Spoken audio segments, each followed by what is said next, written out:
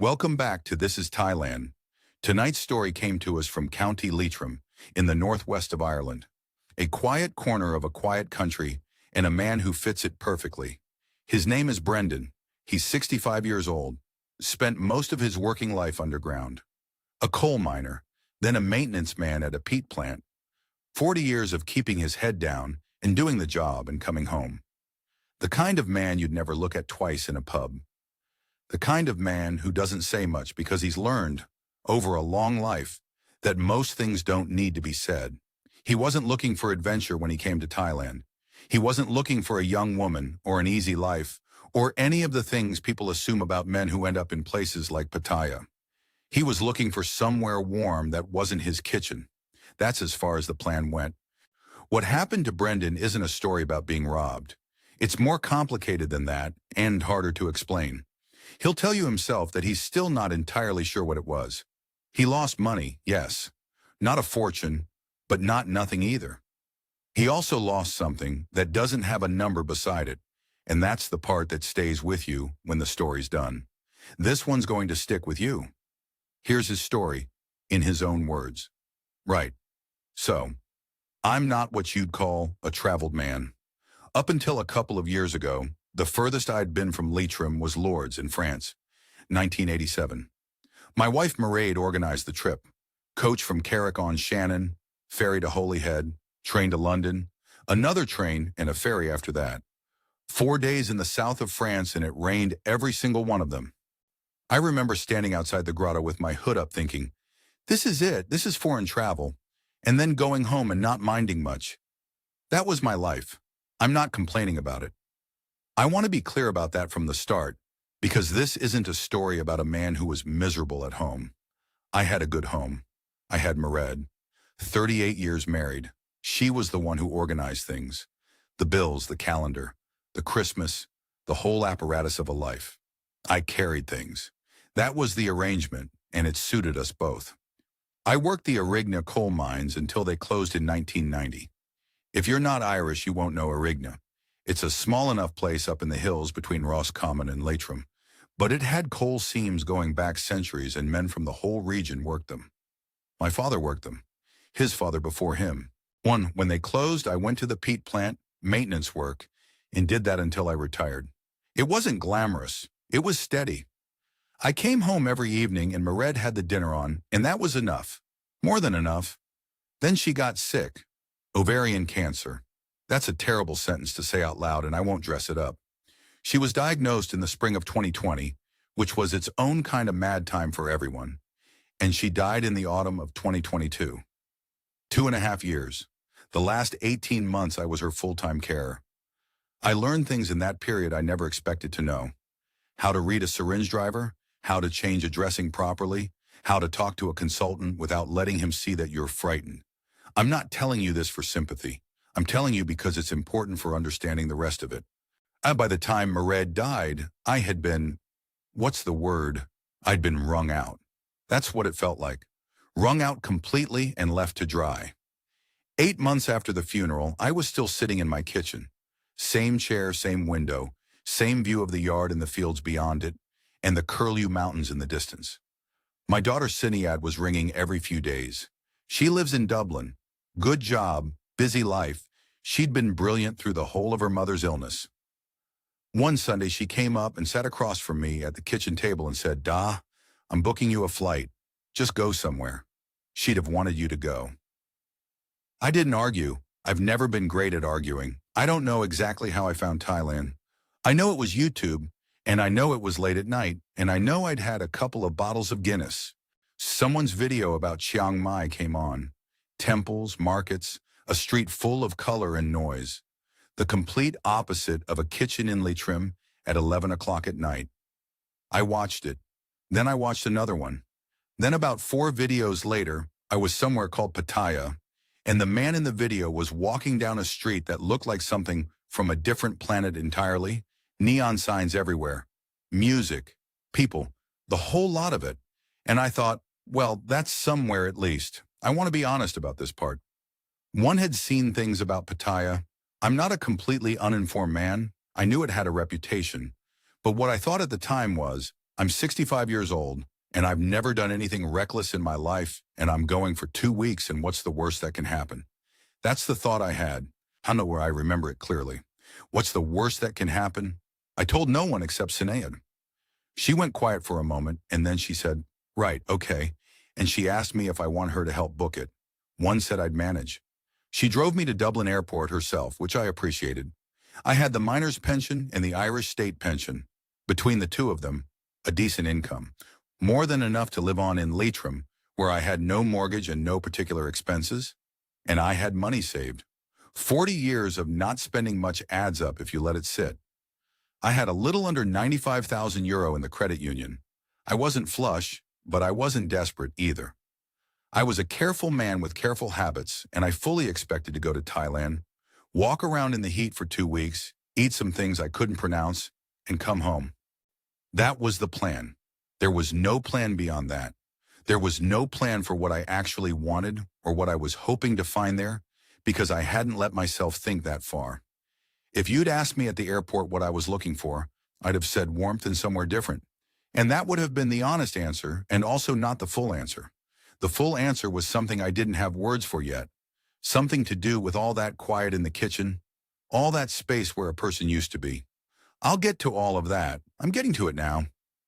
Bangkok airport hit me like opening a furnace door. I'd been warned about the heat, in the abstract way you're warned about things you can't actually imagine until they're happening to you. But it wasn't just the temperature. It was the weight of the air, thick and close, even inside the terminal where the air conditioning was running full blast. I stood at the luggage carousel in my good jacket, the one I'd worn to Dublin Airport because it seemed like the right thing to wear on a plane. And I was sweating through it inside 5 minutes. I changed into a lighter shirt in the airport toilet, left the jacket in a bin.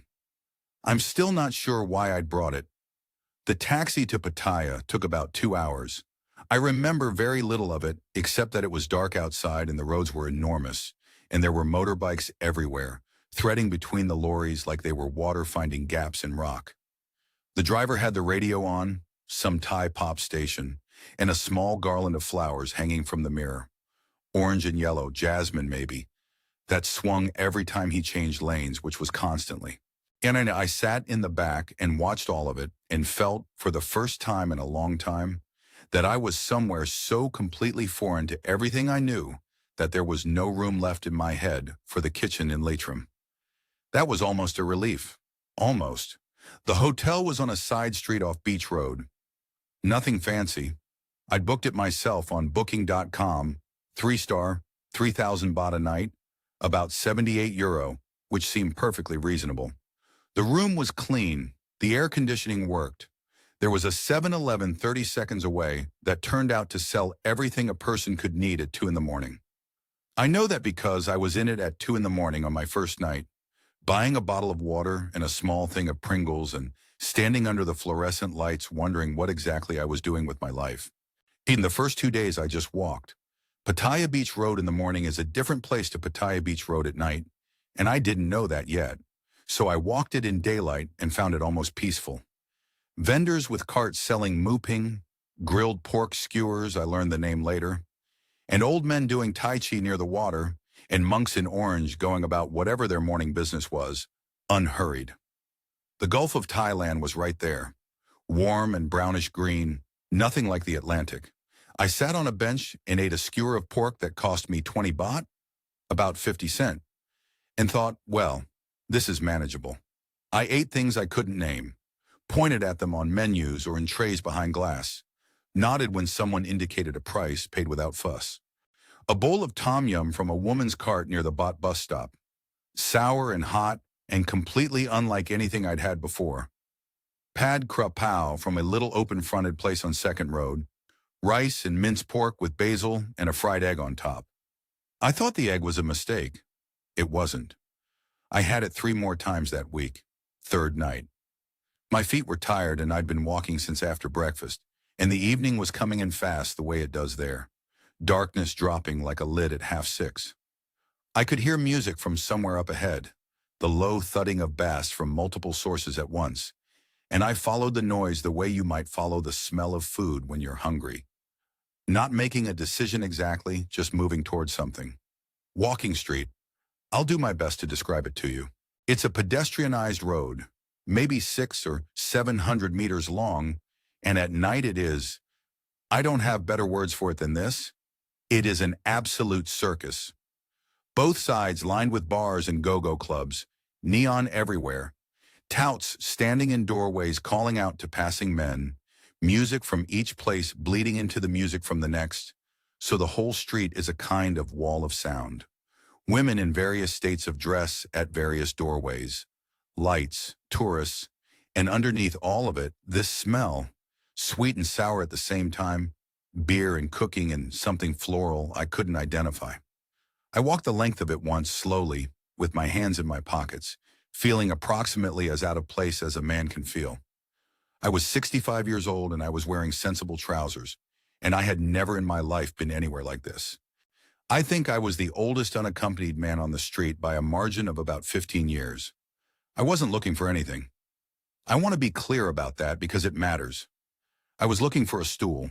The bar I went into, I don't even remember the name of it. It was on the right-hand side toward the far end. I chose it because I could see bar stools through the open front and my feet were at me, and I wanted to sit down. That's the whole story of how I ended up there. Tired feet. It was a beer bar. Open-sided, U-shaped bar in the middle. Maybe 8 or 9 women working. Music at a level where you could still hold a conversation if you kept it simple. The smell of Chang beer and something sweet being sprayed from a can somewhere. I sat down at the near end of the bar, ordered a Leo. The man next to me had one. I pointed, and paid 120 baht for it, about €3, and sat there drinking it and watching the street. She was at the far end of the bar. I didn't notice her for a while. That's the thing I've thought about since. With some of the others, and there were others that night, women who came over immediately, said hello, sat too close. I noticed them straight away and felt the transaction in it, the professional friendliness. And I was polite, but I turned back to my beer. But Nook I didn't notice for the best part of 40 minutes because she wasn't trying to be noticed. She was talking to another girl at the far end, laughing at something on a phone, not looking toward the Farang end of the bar at all. When I did notice her, it was because she looked up and caught me looking, and she didn't smile immediately, or answer the way the others had. She just looked back at me for a moment, then she looked away again. Then maybe 5 minutes later she came over, not rushing, just moving along the bar in her own time. She wasn't what you'd call a glamorous woman. Well, she was, but not in the way you might expect. She was small, dark-haired, with a face that did something unexpected when she smiled. It arrived slowly, like she was making a decision about it. She asked me my name. I told her. She said hers was Nook. I asked if that was her real name. She laughed and said no, her real name was much longer. Nook was easier for Farang. We talked for a while, slowly finding the pace of it. Her English was limited, and mine, well, I only have the one, but we managed. She asked where I was from. I said Ireland. She said she thought so, from the accent. I asked how she could possibly have known what an Irish accent sounds like, and she said she'd had an Irish customer before, long time ago, from Dublin, talked very fast. I said I was from Leitrim and talked slowly. She seemed to find this funny. At some point I saw the man 2 stools down from me hand some money to the woman beside him, and then both of them stood up to leave together. I didn't understand the transaction. I asked Nook what had happened. She explained it quietly, without any discomfort about it. The bar fine, you pay the bar to take the girl out for the evening. She said the number was 600 baht, €16, and then whatever was arranged between the 2 people was arranged between them separately. She said this the way you'd explain any system to someone who was new to it. I sat with that for a minute. She didn't push. She didn't suggest it. She went back to looking at something on her phone. I think about that a lot. The not pushing. If she'd pushed, I'd have made my excuses and gone. I know that about myself, but she didn't. She waited, and I decided something in the space she left, and I paid the 600 baht to the mama-san at the end of the bar. And Nook looked at me when the mama-san told her, and she nodded once, and we left. I thought I understood what I was paying for. I thought I understood what it meant. I thought the honest transaction was the safe one, but walking back along the beach road with the warm air and the distant sound of music and her walking beside me, pointing at a Sumtam cart and asking if I'd tried it yet, I was already somewhere else entirely, somewhere past the transaction. And I didn't notice that it happened. I should have noticed, but I didn't. The mornings were the thing that got me. I'd expected evenings. I'd expected the transactions, the bar, the walking street circus of it. What I hadn't expected was 7 o'clock in the morning with the ceiling fan turning overhead and the sound of motorbikes starting up on the street below, and Nook in the small kitchen area making coffee on a little gas ring she'd brought in a bag, just standing there in the early light doing something ordinary. That's the part one hadn't prepared myself for at all. She showed me how to eat properly. Not restaurants. Street food, the way it's actually done. The woman with the cow tom cart on the corner near the hotel. Rice porridge with a soft egg broken into it. Eaten standing up at 6:30 in the morning while the monks passed in single file on their alms round. She'd wave at the monks and I'd stand there feeling conspicuous, and she'd laugh at me for feeling conspicuous, and we'd eat our porridge in the warming air. I extended the trip after the first week, another 10 days. I didn't examine the decision closely. The hotel cost me 3,000 baht a night, and I was already paying bar fines most evenings. 600 baht each time, 16 euro, plus whatever we ate, tuk-tuks, a bottle of Leo or two. I was running a rough figure in my head. Across the fortnight, maybe 28,000 baht total, about 740 euro. I kept converting it back to euro because that was the only way my brain could process scale. 740 euro. Less than a week in Dublin, easily. Less than I'd have spent sitting in Leitrim not eating properly and paying the heating oil bill. I told myself this, repeatedly. I want to explain why she felt different to the others, because I know what you're thinking, and I don't blame you for thinking it. But it's a fair question, and it deserves a fair answer. She didn't pretend. That was it. From the very first night, she was plain about what she was, and what she was doing, and why. She worked the bar because the money was better than anything available to a woman from Royet with no university education. She sent 10,000 baht home every month, about 260 euro, to her mother who was raising her son. The boy was 7. His name was Lek. She showed me photos without being asked on her Line app. A small, thin boy in a school uniform standing very straight like he was being inspected. She said he was too serious. She said she didn't know where he got it from. She told me she didn't like Pattaya. This stuck with me. I'd expected her to sell the place, to be enthusiastic about the life, and instead she said it plainly. She didn't like it. She found it exhausting. She was here for the money, and when she had enough, she'd go home. She didn't know when that would be. Probably not for a while. I'd spent 40 years underground learning to read a person under pressure. Whether they'd hold or whether they'd cause a roof fall, you develop a sense for it. For whether the ground someone is standing on is solid or whether it looks solid and isn't. She felt solid to me. That's the only word I have for it. I'm aware that I might have been wrong. On day 9, I bought her a dress from a market off Second Road. She'd pointed at it without expectation. Just looked at it the way you look at a thing you like but aren't going to buy. I went back the next morning on my own and got it. It cost 350 baht, 9 euro. She seemed genuinely pleased and also genuinely surprised, which I found, for some reason, more reassuring than if she'd been pleased without the surprise. Then came the request, and I want to be careful how I describe this because I've gone back and forth on it many times since. It was toward the end of the second week. We were sitting at a place on Soi LK Metro, open air, plastic chairs, larb and sticky rice and a couple of Leos, and she was quiet in a way that was different from her usual quiet. She had her phone face down on the table, which she didn't usually do. She said her mother needed a procedure. Gallbladder. The hospital in Royet had given a figure, 45,000 baht, about 1,190 euro. She said it carefully and she said she understood if it was too much to ask, and she said she didn't expect me to, and she looked at the table when she said it. I think about that moment a lot, the looking at the table, whether it was calculated or not. I don't know. I genuinely don't know. What I know is what I felt when she said it, and what I felt was not suspicion. What I felt was something much simpler and much more predictable, which was that I had just spent 3 years watching someone I loved die in a system where the care was there, but the human cost of it was enormous. And the idea of a woman not receiving treatment for something fixable because of money, I couldn't sit with it. I just couldn't. I transferred it that afternoon from my AIB account using the app on my phone. I sat on the bed in the hotel room and did it.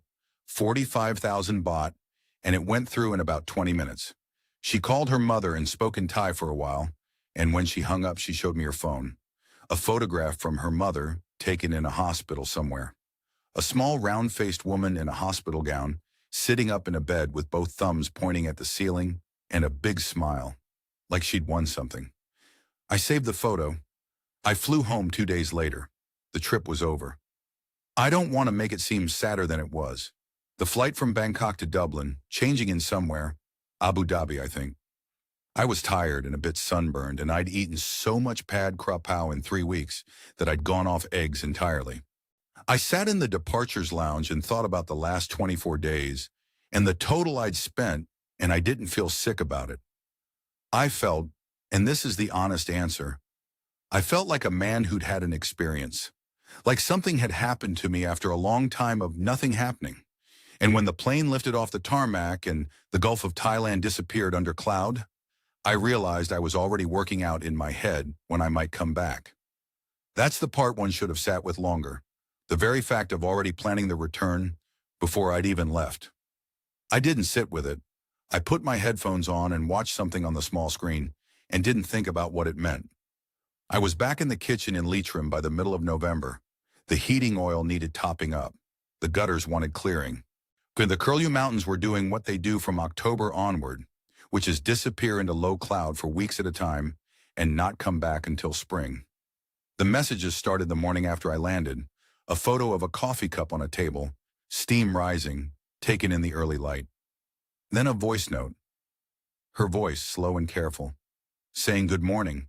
How was your flight?" She hoped I was safe. I listened to it 3 times standing in my kitchen in my dressing gown at 7 in the morning. I'm not going to pretend I didn't need it. That's the thing I'd be most embarrassed to admit, and so I'll just say it plainly. A man on his own in a house that still has another person's reading glasses on the windowsill. He needs contact. He needs someone to think about him in the morning. It doesn't matter how it comes. When it came, I was grateful for it. Every morning after that, without fail, a photo, a voice note, sometimes a 30-second video of Lek doing something, kicking a ball against a wall in a yard, eating something messy and laughing, once just walking very seriously across a room carrying a bowl of rice like it was extremely important that the rice not spill. I'd watch these videos sitting at my kitchen table with my tea going cold, and I'd find myself smiling. An actual smile. Not the kind you put on when someone asks how you're getting on. 6 weeks in, I rang Sinayad. I'd thought about how to say it. I'd rehearsed it a bit, which is not something I normally do. In the end, I just said it.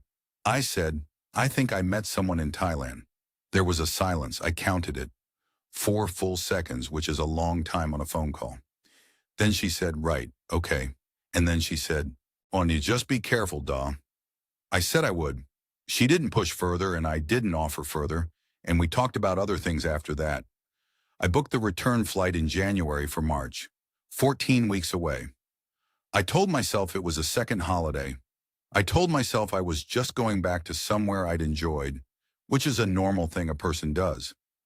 I did not tell myself that I was going back because I missed her, specifically, even though that was also true. She was waiting for me at the bus station in Pattaya when I arrived, just standing there with her arms crossed against the midday heat, which was already more than I'd remembered. She looked the same. She looked pleased to see me. She looked, and I'm aware this sounds like the report of a man who's already made up his mind about something. She looked like someone who was genuinely glad. And we found an apartment that afternoon, a place in a building off Soi Buakau, 6th floor, reasonable sized, a little balcony that looked toward the sea if you angled yourself correctly. The rent was 18,000 baht a month, 476 euro. We signed a 2-month lease. Her name wasn't on it, which I didn't think about at the time, My name wasn't on it either, legally, because I was a tourist.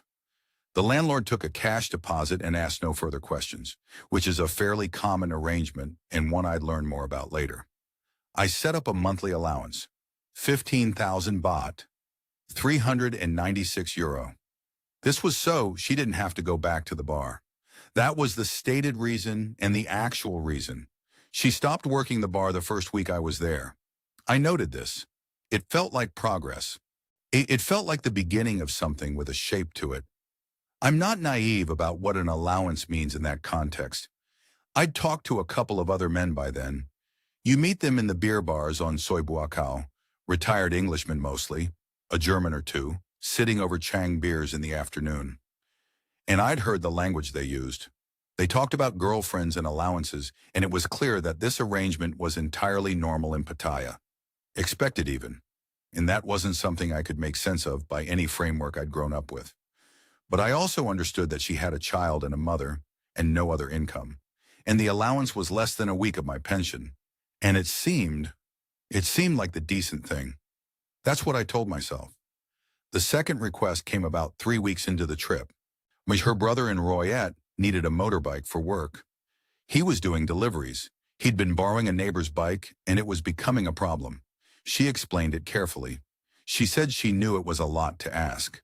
She showed me the price of a second-hand Honda Wave, 58,000 baht, about 1,500 euro. Now, I want to be honest about what went through my head. Part of me thought, this is how it works. This is the thing people warn you about. I'd heard enough by then to know the pattern. Family request, reasonable explanation, money gone. But another part of me thought, a brother who needs a motorbike for work is a real thing.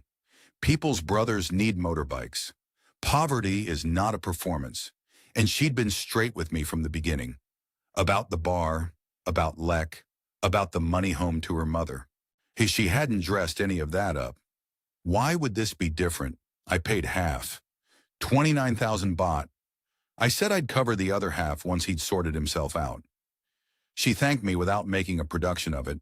She sent me a photo of her brother 2 days later, standing next to a red Honda Wave in what looked like a garage forecourt, giving a thumbs up. I noticed he and the mother had the same gesture. I thought that was a nice detail. The notebook came out during this second trip. A small one, the kind with a spiral binding that I'd bought in the 7-Eleven on Soi Buakau. I've kept accounts all my life. It's just how I'm made. I wasn't suspicious. I just wanted to know what things cost, the way I always wanted to know what things cost. I wrote down dates and amounts in one column and what they were for in another. Bar fines, food, an apartment, allowance, the motorbike contribution, various smaller things. By the time I left for Ireland again after 6 weeks, the first column of the notebook showed just over 212,000 baht across the whole trip. About 5,600 euro, including the gallbladder hospital payment. I looked at that figure on the flight home and thought, I could have spent that on heating oil and sitting in my kitchen looking at mountains. And I did not, for one moment, regret it. That's the thing about the entanglement nobody tells you about. It doesn't feel like an entanglement when you're in it. It feels like a life. Back in Leitrim for the second time, and now I had a shape to things that I hadn't had before. A routine of a sort. Ireland for a few months, Pattaya for 6 weeks, back again. I was sending 33,000 baht a month while I was home. The apartment rent plus her allowance, 872 euro combined. And I tracked it in the notebook without alarm. I could afford it. Both pensions together came to well over 2,000 euro a month, and I had no mortgage, no car payments, nothing much to spend on in Leitrim. The notebook just confirmed what I already knew. I was fine. My neighbors, if they'd noticed anything, would have noticed only that I was away more. Old Mossy next door asked once where I was off to, and I said Thailand, and he nodded as if this were a perfectly ordinary thing and went back to his gate. That was the full extent of anyone knowing my business, apart from Sinead. I told Sinead more on that second return. Not everything, not the amounts exactly, but more of the shape of it. She listened. She asked 1 or 2 questions. She didn't say what I think she might have been thinking. I appreciated that. I'd always found it difficult when people tried to manage me. I'm a grown man. I'm aware of that. I was 65 years old, and I had buried a wife, and I had made it through all of that, and I was entitled to make my own choices about what came after. The third trip was May into June. 6 weeks again, same apartment, same building off Soy Buakaw. The arrangement had settled into something that felt almost ordinary. She was there when I arrived, the apartment was clean, there was food in from a market down the road. I remember I put my bag down and she made coffee, and we sat on the balcony and watched the traffic on the street below, and neither of us said much for a while. And that was fine. That was actually good. During this third trip came the request for the extension on her mother's house. A bathroom, essentially. The mother was getting older. The current arrangement involved a separate outdoor area, and it wasn't suitable any longer. She showed me a quote on her phone. 95,000 baht. About 2,500 euro. She raised it the same way she raised all of them. Carefully, without pressure, always with the preamble that she understood if it was too much. Always looking somewhere other than directly at me when she said the number. I said I'd pay half and see how the work went. 47,500 baht. She thanked me and rang her mother, and I could hear the mother's voice through the phone from across the room. Not words exactly, but the tone of it, warm and relieved. The following weekend, we took a minivan up to Royet to visit. 4.5 hours northeast on the road through flat ice and countryside. Rice paddies, sugar cane, the occasional water tower, everything wide and dry in the heat. I remember thinking how different it was to home. The scale of it. Leitrim has hills and small fields and hedgerows, and everything is close and enclosed. This was the opposite. Sky everywhere. The mother's house was in a village outside the town. Small, single-story, well-kept considering. Spirit house at the gate with fresh flowers. A dog sleeping in the yard. She met us at the door and did the Y, hands together, or a small bow, and ushered us inside and fed us properly. Sticky rice, larb gai, which is minced chicken with herbs, and roasted rice, and enough chili to make your eyes water. Som tam from a mortar she'd made fresh. She kept looking at me and smiling and topping up my plate. At some point she brought out a small photo album. Nook as a child, serious-faced in school photos, slightly older in what looked like a temple ceremony, wearing a sash and flowers in her hair.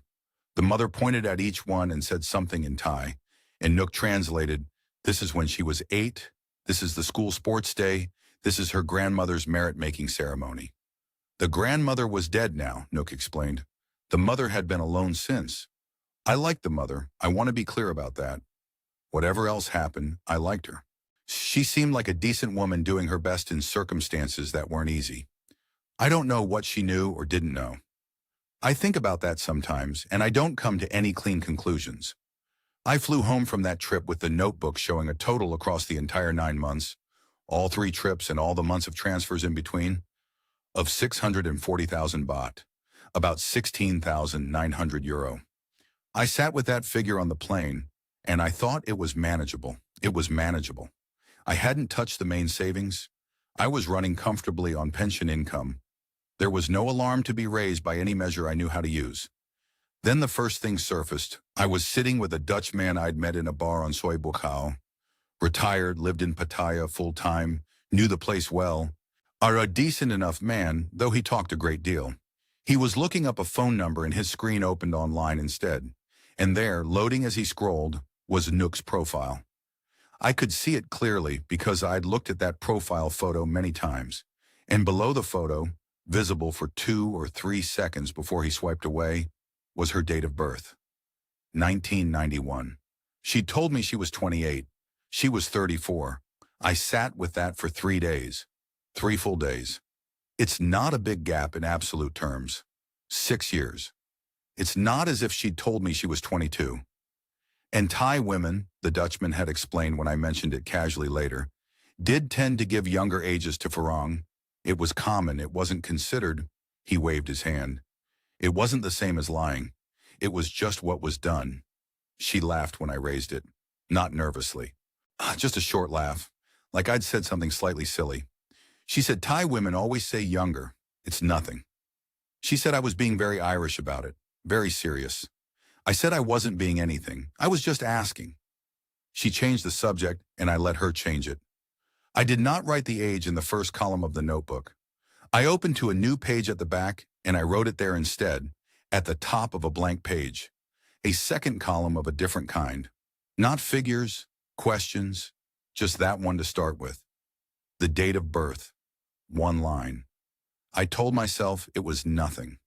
I was looking for reasons to accept it. I know that now. At the time, I told myself I was being fair-minded, keeping perspective, not making a thing out of something small. But a man who spent 40 years listening to rock knows when the sound has changed. Sometimes you hear it and you note it and you keep moving. That's what you do underground, because you have to. You keep moving. I kept moving. The photo arrived on a Tuesday morning in Leitrim. I was having my second cup of tea.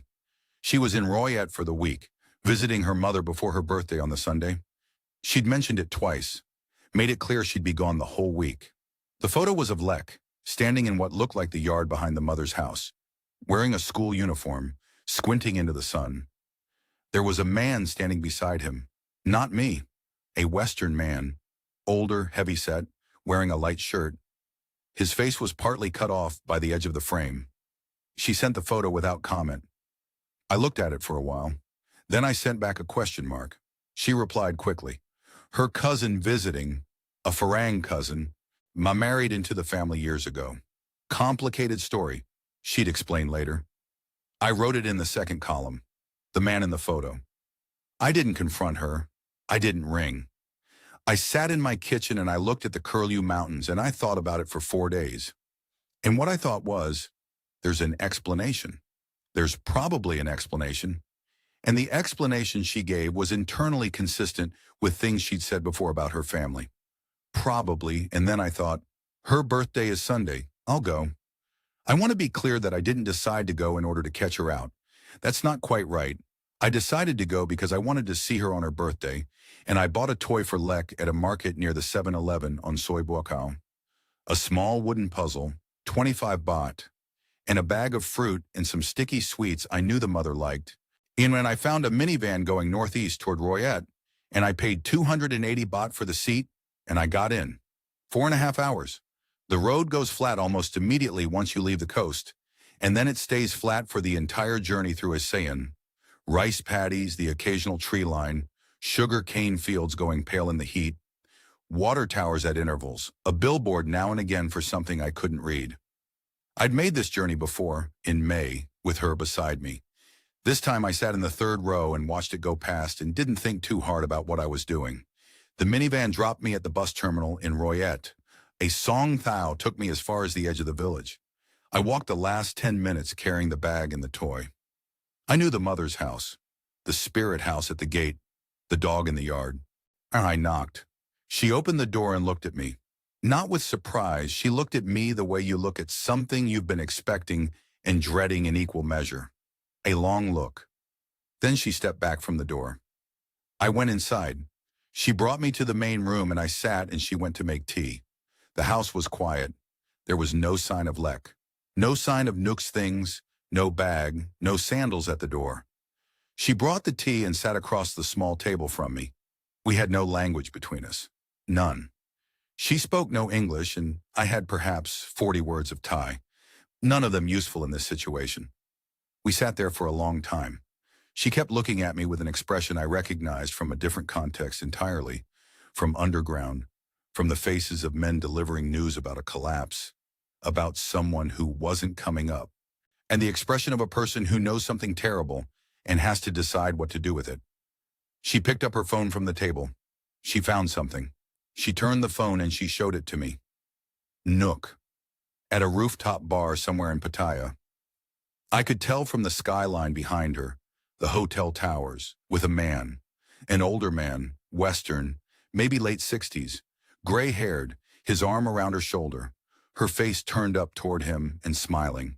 The way she smiled in photos with me, the timestamp in the corner of the photograph was 3 days ago. I sat with it for a moment. The sensation was, it wasn't what I expected. It wasn't rage. It wasn't shock, not exactly. It was more like the feeling when a section of ground settles. a slow shifting of weight into a shape that had been there all along, that the surface had simply been concealing. The ground doesn't announce itself. It just settles. I handed the phone back to her. I said, and this is the only thing I said in the whole hour I was there. I said thank you. I don't know why I said it. It seemed right. She did the why. Small and brief. Her eyes were wet. I walked back to the road with the bag of fruit in the wooden puzzle. I left the fruit on the step. I kept the puzzle. I don't know why I kept it. The song Theu, then the minivan. 4.5 hours back through the flat Isen plain. I watched the landscape reverse itself. The water towers, the cane fields, the rice paddies. And I thought about Arigna, about how you learn, underground, that there's a difference between rock that is solid and rock that appears solid. The appearance can last for years, decades. The men who worked alongside you could not always tell the difference. The rock itself knew. You just had to listen. I hadn't been listening. Or I had, and I'd chosen not to hear it. The apartment was as I'd left it. Her things were there, clothes, her phone charger by the bed, a small bottle of something on the bathroom shelf. I sat in the chair by the window and waited. She arrived 2 hours later. She came through the door and she saw my face, and she didn't say anything, and she didn't lie. She sat down on the edge of the bed, and she put her face in her hands, and she cried. She cried for a long time. I sat in the chair and let her. I had no other plan. I've never been a man who shouts. There was no shouting in me, and there was just the chair and the window and the sound of the traffic on Soy Buakau coming up from 5 floors below and the ceiling fan turning overhead. After a long time, she said, "I do love you." I said nothing. She said, "I'm sorry." I said nothing. She cried more. I don't know if she was telling the truth. I've thought about it a great deal since, and I don't know. I think it's possible that both things were true at the same time, that she cared about me in the way that she was capable of caring, and that she also needed money, and that those two things existed together in her without contradiction, because that is how her life had arranged itself. Not through cruelty, but through necessity, and through the particular economics of being a woman from Royette, with a child and a mother to support in Pattaya as the available option. I don't know. I'm not her. I can't know. She stayed in the chair until I fell asleep. I don't remember her leaving. She was gone when I woke up. Her things were still there, but she wasn't. I lay on the bed for a while looking at the ceiling fan turning, and then I got up and made coffee on the gas ring she'd left behind, and stood on the balcony in the early morning and watched the street below come to life. Motorbike taxis gathering at the corner. A woman with a cart selling cow tom. The ordinary machinery of a Pattaya morning. I stayed in the apartment for 3 more days. I'm not sure I could explain why, exactly. I wasn't waiting for her. I wasn't paralyzed. I was processing, maybe. Working something through. I went through the notebook, both parts of it. The first column with its neat figures, the second with its unmarked questions. I added nothing to either. I just read through what I'd written over 9 months and sat with it and tried to be fair about what it told me. The total in the first column was 640,000 baht, 16,900 euro.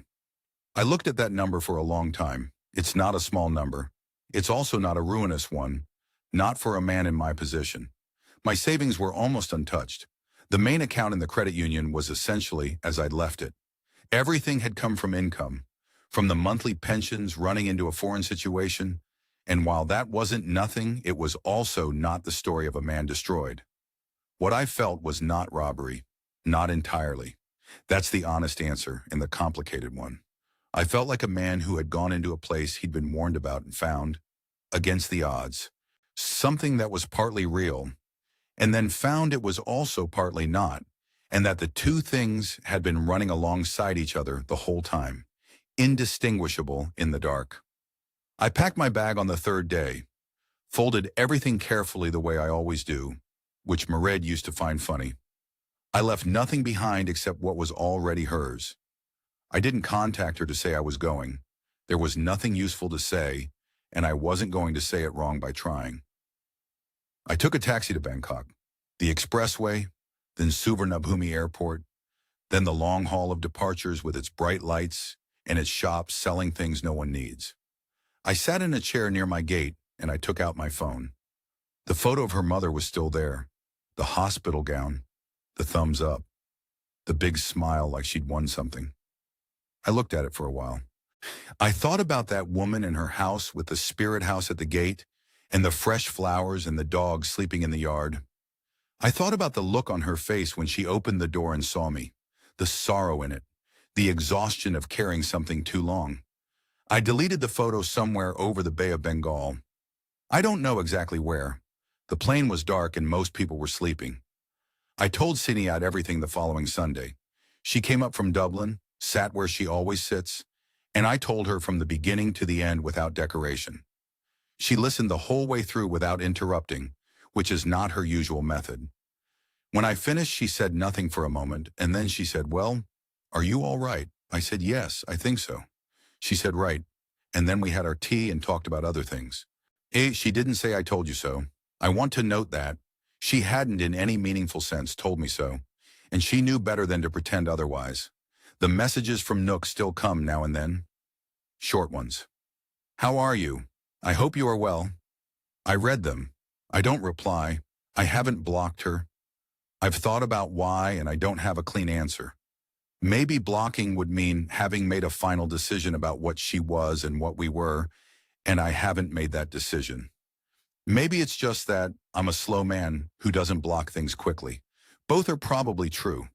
So, here's what I'd say to you. If you're watching this and you're thinking about Pattaya, or you've already been and you're recognizing parts of this story, or you're a man sitting in your kitchen somewhere watching rain and wondering, the bar fine is not the trap. I want to be clear about that because it's in the title and it deserves a direct answer. The bar fine is transparent. It's a transaction between two people who both understand what it is. 600 baht, 16 euro. You know what you're paying for. The trap is everything that comes after, when it stops looking like a transaction, when she makes you coffee in the morning, when she sends you a 30-second video of a small boy being serious about a bowl of rice, when you sit on a balcony and neither of you says much and that feels like enough. The trap is when it starts feeling like a life, because by then you're not being careful anymore. And being careful is the only protection you actually have. A few practical things. Keep accounts. Not because you don't trust her. Maybe you do. And maybe she deserves it.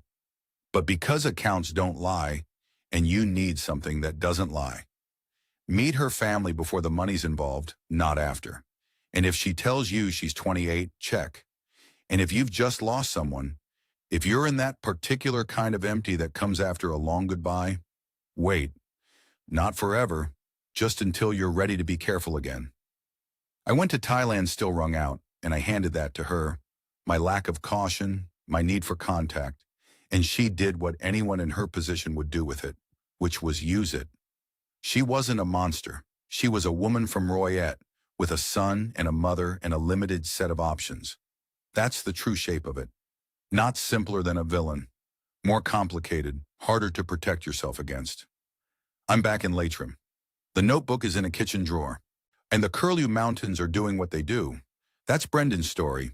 And here at This Is Thailand, we're grateful he was willing to tell it. Plainly, without bitterness, and without letting himself entirely off the hook. That takes something. What makes this story harder than the straightforward cautionary tale is precisely its ambiguity. Nook wasn't a predator running a script.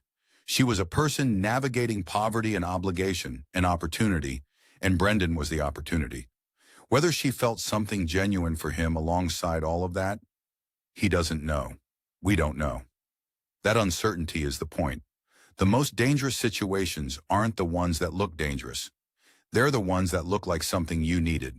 If you're thinking about Thailand, whether for the first time or the fifth, the bar fine is the least of your worries. It's honest. It's legal. It's part of how this place works. What costs you is what you bring to it. The loneliness, the need, the defenses you've left facing the wrong direction. Brendan lost 17,000 euro in 9 months. He's still standing. He'd be the first to tell you he got off lightly. If you have a story of your own, if something here sounds familiar, the link to share it is in the description below. We read everything. This is Thailand. Take care of yourselves out there.